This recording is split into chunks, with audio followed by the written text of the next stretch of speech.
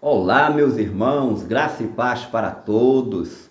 Olha, eu estou aqui mais uma vez no canal Renovo da Palavra e nessa oportunidade eu quero tratar de um assunto importantíssimo dentro da escatologia.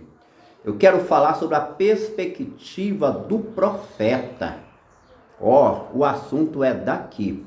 Mas antes de eu adentrar nos comentários, eu quero pedir a você, deixa o seu joinha nesse vídeo, para que o YouTube possa recomendar o mesmo e outras pessoas também venham assistir, ok? Estamos combinados? Eu fico muito agradecido a você.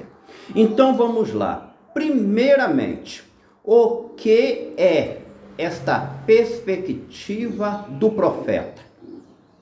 Gente, é a maneira como os profetas, antigamente, eles viam a revelação da palavra de Deus. Eles tinham as suas visões sobre as profecias que Deus assim o entregava. É importantíssimo nós conhecermos disso. Por quê? Porque esta é uma ferramenta essencial para que nós possamos interpretar de forma correta as profecias, tanto do Antigo Testamento como também no Novo Testamento. Então vamos lá. O que é essa perspectiva? A maneira como o profeta via as revelações de Deus. Mas para facilitar o nosso entendimento, a nossa compreensão, eu vou contar uma ilustração para você. Eu vou falar um pouco de uma ilustração, porque assim você vai alcançar com facilidade a maneira como os profetas viam as suas revelações. Acredite no que eu estou te dizendo. Em muitos casos, eles viam dois eventos e eles transmitiam para o seu público como se fosse um evento só. Nós temos falado muito disso aqui no canal, a dupla referência dentro da profecia. Mas vamos lá. É como se uma família estivesse se preparando para ir a uma festa. Lá está o pai, os filhos e a esposa. Lá está o pai, lá está os filhos e a mamãe. Eles já estão prontos na sala, o pai e os filhos. Porém, gente, a esposa, ela ainda está no quarto lá em cima se preparando para saírem, se arrumando para ir à festa. Você sabe como é que fica aquela ansiedade de que logo ela se arrume e venha para que toda a família saia para a festividade. Então o pai, ele deixa os filhos, sobe a escadaria e quando ele abre só um pouquinho assim a porta do quarto, ele começa a observar e lá está ela diante do espelho se arrumando. Coloca o cordão, faz a pintura nos olhos. Ele está observando os apetrechos ali, os enfeites que ela vai colocar em si, para depois então descer e ela já está pronta para caminharem juntos para a festividade. Então aquele observador fecha a porta, ele desce e ele diz para as crianças que estão aguardando: olha, ela está se arrumando para nós irmos à festa. E tenho certeza, ela vai vir de lá muito bonita. Resumindo a história, você percebeu que existe um passo a passo na arrumação dessa mulher que está diante do espelho? Você percebeu nessa ilustração que tem vários apetrechos? E você percebeu também que o mais importante dentro da visão do observador é ele destacar o resultado final? Então, gente, é exatamente assim que os profetas viam as suas visões e depois seguiam para passar os seus oráculos, as suas revelações para o povo. Agora o detalhe todo especial nesta visão, ou nessa ilustração que eu acabei de te contar.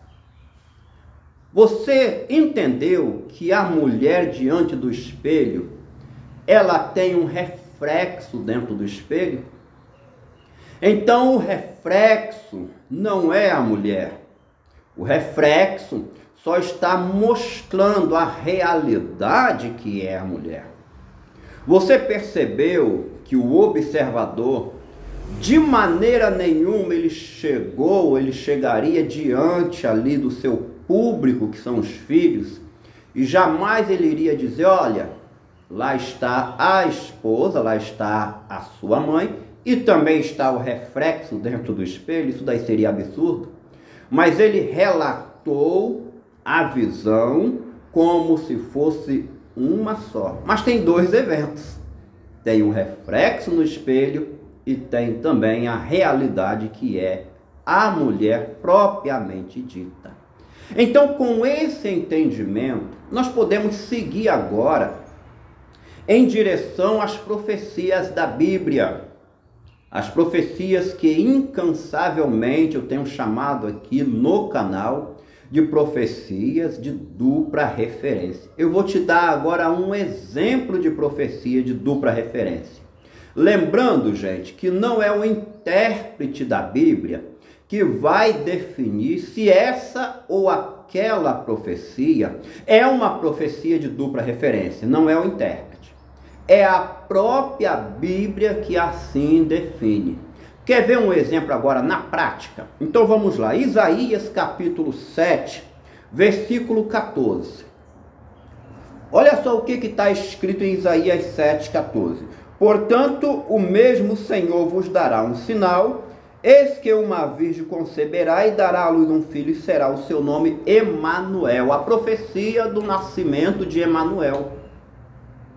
Agora, quando você lê Mateus capítulo 1, versículo 22 e 23, olha só o que Mateus escreveu, o que Mateus registrou acerca da profecia de Isaías. Mateus capítulo 1, verso 22 e 23. Tudo isso aconteceu para que se cumprisse o que foi dito da parte do Senhor pelo profeta que diz: eis que a virgem conceberá e dará à luz um filho, e ele será chamado pelo nome de Emanuel. Percebeu? É a mesma profecia de Isaías. Porém, lá na origem, lá no capítulo 7 do livro de Isaías, a profecia está dentro de um contexto. A profecia diz respeito à invasão que veio contra o rei Acais. A profecia tratou de um assunto na época de Isaías. A profecia se cumpriu na época de Isaías. Foi colocado pelo profeta no versículo 16, um demarcador de tempo para a profecia se cumprir. Isaías disse: na verdade, antes que esse menino saiba rejeitar o bem, antes que esse menino saiba rejeitar o mal e escolher o bem, a terra que te enfada será desamparada dos seus dois reis. Então foi colocado ali um demarcador de tempo. A profecia se cumpriu na época de Isaías, com os contemporâneos de Isaías, e depois a mesma profecia se cumpriu na época de José e Maria, com os contemporâneos de José e Maria. Lembra do que eu te expliquei agora na ilustração, a mulher na frente do espelho? Então, um evento, o que ele é? Ele é o reflexo do segundo evento. Este evento aqui, ele é uma sombra profética que só está apontando para o ápice da profecia, para a realidade final da profecia. E qual foi a realidade final da profecia de Isaías? foi o nascimento do nosso Senhor e Salvador Jesus Cristo. Você não pode perder de vista que é uma só profecia, ou seja, uma só perspectiva do profeta, uma só visão. Mas dentro desta visão tem dois eventos: o reflexo da profecia e a profecia propriamente dita. O reflexo da profecia e o ápice da profecia, o cumprimento propriamente dito. É desta forma que em vários textos do Antigo Testamento e também do Novo Testamento, as profecias aconteciam. Quando a gente vai para o Novo Testamento, você tem o sermão profético do nosso Senhor Jesus Cristo. Então, o sermão profético de Jesus é uma profecia só, a volta de Jesus, final dos tempos. O primeiro evento, ou seja, o reflexo, foi o ano 70 depois de Cristo. E o evento maior, o ápice da profecia, final dos tempos. Lembra que o demarcador de tempo na profecia de Isaías, apesar dela ter se cumprido no tempo de Isaías, mesmo com o demarcador de tempo, nada disso impediu que a mesma profecia se cumprisse nos tempos de José e Maria? É exatamente isso que acontece no final dos tempos, quando Jesus está profetizando. Ele está falando de um assunto próximo ao profeta, anos 70, que está refletindo no final dos tempos, que é exatamente o cumprimento pleno da profecia do nosso Senhor. Se você gostou desse vídeo, se ele te ajudou a compreender um pouco mais sobre a escatologia, é só você deixar o seu joinha para que outras pessoas também possam assistir esse vídeo e compreender melhor um pouco mais sobre a perspectiva do profeta. Ele via dois eventos e ele passava para o seu público como se fosse um evento só.